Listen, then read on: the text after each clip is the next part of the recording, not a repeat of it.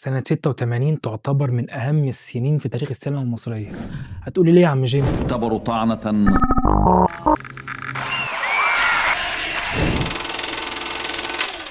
هقول لك لأنها أكتر سنة عملنا فيها أفلام من ساعة ما بقى عندنا حاجة اسمها سينما أصلا، برصيد حوالي 95 أو 96 فيلم، لأن مفيش مصدر أو رقم محدد للموضوع ده. سلام يا صاحبي، كراكون في الشارع، الحب في هضبة الهرم، الطوق والإسورة، ملف في الآداب، وأفلام تانية كتير تعتبر من أهم الأفلام في السينما المصرية.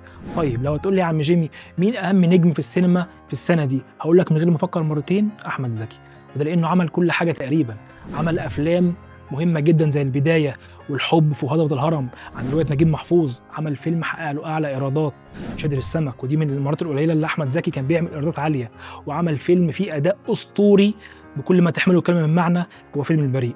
ولو هنتكلم عن النجمات فنبيلة عبيد كانت سنة مميزة جدا بالنسبة لها، عملت 5 أفلام مهمين وناجحة، منهم شادر السمك، الحناكيش، والصبر في الملاحات. 86 كانت سنة متنوعة سينمائيا جدا، لأن عملنا فيها أفلام ناقشت قضايا سياسية واجتماعية ونوعيات مختلفة، دراما وجريمة وتشويق وكوميديا، طبعا منهم الكوميدي المهم اللي ما نقدرش ننساه، ومنهم الخفيف اللطيف. من أسباب إن 86 أكتر سنة عملنا فيها أفلام إنها كانت ذروة أفلام المقاولات، الأفلام اللي كانت بتتنفذ في أيام قليلة جدا وبميزانية ضعيفة عشان تتعرض في السينمات وتنزل في محلات شرايط الفيديو. كمان سنة 86 أكتر سنة اتعملت فيها أفلام متاخدة من روايات نجيب محفوظ، برصيد 7 أفلام، أشهرها الحرافيش، التوت والنبوت، الجوع، والحب في هضبة الهرم. 86 كمان كانت السنة اللي ظهر أو برز فيها مخرجين واقعيات جديدة زي خان وعاطف الطيب وداود عبد السيد وخيري بشارة، اللي أثبتوا نفسهم وقوتهم، وأفلامهم بقت من أهم الأفلام اللي ليها جمهور كبير وناس بتستناها.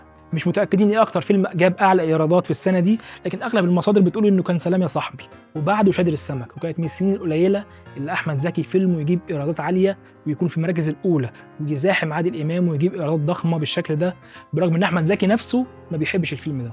ده على فكرة كلامه مش كلامي أنا. 86 شهدت أول فيلم المخرج المفضل شريف عرفة، هو فيلم الأقزام قادمون. وعلى فكرة في السنة دي اتولد حاتم صلاح وريهام حجاج وأيتن عامر ورانيا ونورهان منصور وآلاء سنان، وبرضه توفى صلاح جاهين ونيازي مصطفى وشادي عبد السلام وأمين الهنيدي والمنتجة الكبيرة آسيا تاغر ونبيلة السيد والسيد بدير.